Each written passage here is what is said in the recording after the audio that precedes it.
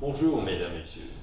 Je suis le professeur Normand Corbeil, spécialiste en sciences des religions, particulièrement les rapports entre l'esthétique et la spiritualité. Donc les beaux-arts et la spiritualité, avec l'artiste photographe Claude Gauthier et son œuvre La mémoire du temps. Et cela ici chez Éclat 521, Art contemporain à Montréal, où Claude Gauthier présente ses photographies dans le cadre de l'exposition Le corps en question, point d'interrogation. Alors, Claude Gauthier, bien souvent, quand je pense à votre photographie, c'est minimaliste, c'est le dépourvu presque, vous allez à l'essence, pour ne pas dire à la poésie de l'image. Alors qu'ici, vous avez ajouté des couches. Vous avez l'image de base de cette femme et vous avez superposé l'avant-plan et l'arrière-plan de sorte que cette photo est bien plus complexe que d'autres œuvres chez vous. C'est vrai, alors cette photo-là ressort de la collection présentée, effectivement, parce qu'elle a subi une série de traitements en post-production pour lui donner une personnalité propre, on peut dire. Alors elle a été altérée, modifiée pour en faire une démarche artistique autonome par rapport à ce qu'on présente dans le reste de la collection. Et vous avez ainsi fait pour créer une ambiance, un contexte qui dialogue avec le titre « La mémoire du temps ». C'est exactement, en utilisant par exemple la façon dont la peau a été traitée ici avec des craquelures et une forme d'usure qui s'est rajoutée par-dessus, on a l'impression que cette photo-là a un volet temporel unique. Elle est soumise aux affres du temps, à l'évolution, au développement que le temps va imposer sur l'image, sur une personne ou sur un corps. Et pour vous, quand vous faites cela, quel est le rapport entre le modèle, le sujet, celle de la photo, avec tout ce qu'il enrobe? Parce qu'en fait, vous avez enrobé votre propre image, que vous avez le cliché. Oui, dans ce cas-ci, on pourrait parler d'une démarche à deux niveaux, en ce sens qu'à l'origine, c'était une séquence de portraits classiques, standards. Et plus tard, j'ai repris cette photo-là et j'ai voulu lui donner une nouvelle personnalité, une nouvelle dimension. Et je l'ai mis comme dans une nouvelle perspective, avec un nouveau projet et une nouvelle approche au niveau du traitement. Alors c'est devenu une autre chose que la collection originale. Or, les craquelures, je dirais même, l'image est en quelque sorte fracturée, pour ne pas dire atomisée. Donc, c'est une image très instable.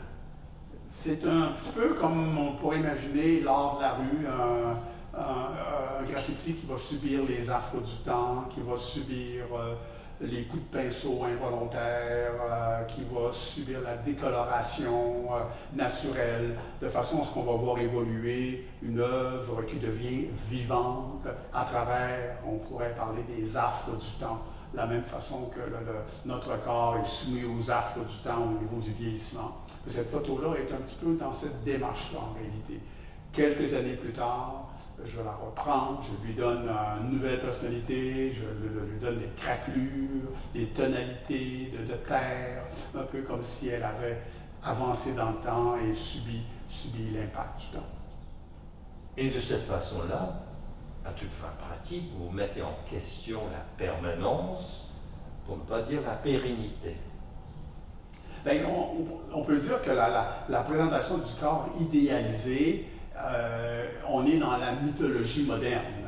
Le corps parfait n'existe pas, la beauté parfaite n'existe pas, le corps est vivant, le corps est soumis à des contraintes, à des situations multiples.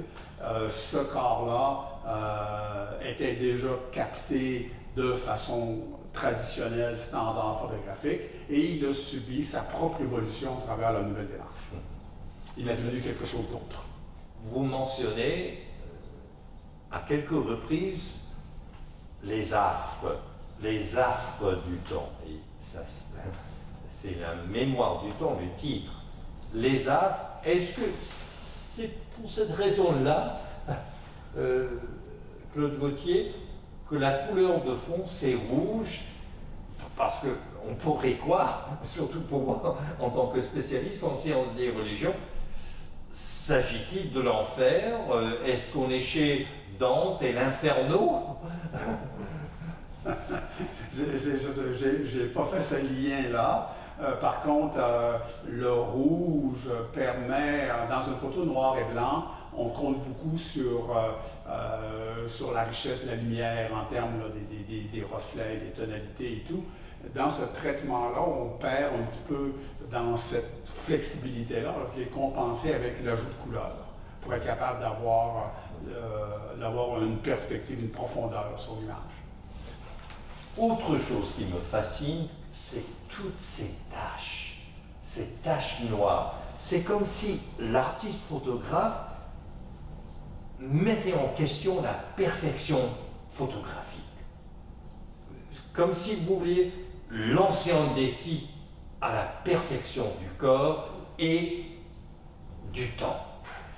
Je me suis souvent posé la question que idéaliser le corps en photographie, c'est certain que ça donne une image extraordinairement belle, mais on impose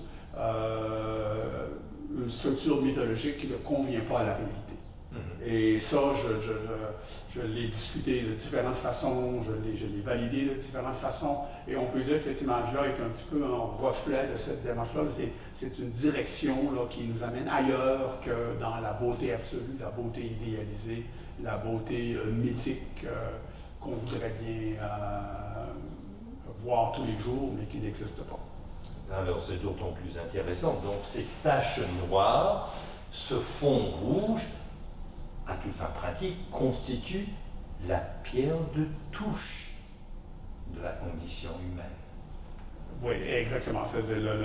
Les affres dont je parlais tout à l'heure, ils s'expriment à travers cette photo-là, ils s'expriment à travers des taches, des craquelures, des couleurs inopinées, de façon à ce que sans le contrôle de la personne, le temps fait son œuvre. Alors vous employez le mot craquelure. Moi je pourrais dire, en tant que spécialiste qui a étudié la théologie, en fait il s'agit d'autant de failles. C'est donc dire que le corps humain n'est pas infaillible. Vous soulignez ces failles, c'est l'antithèse de la perfection.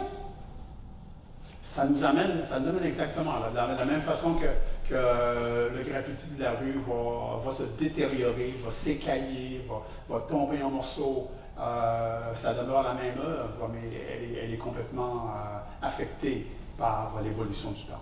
Sinon viciée.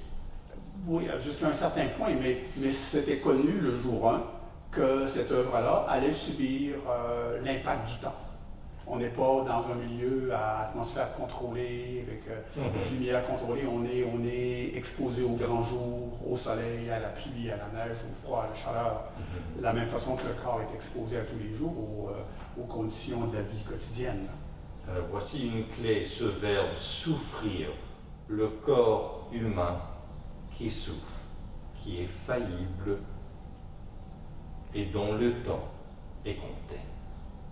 Alors, mesdames, messieurs, je vous invite à découvrir l'art, la photographie de Claude Gauthier et d'assister à l'exposition ici à Espace 521, Art contemporain à Montréal. Je suis le professeur Normand Cornet et vous êtes à l'antenne de Radio Infocité.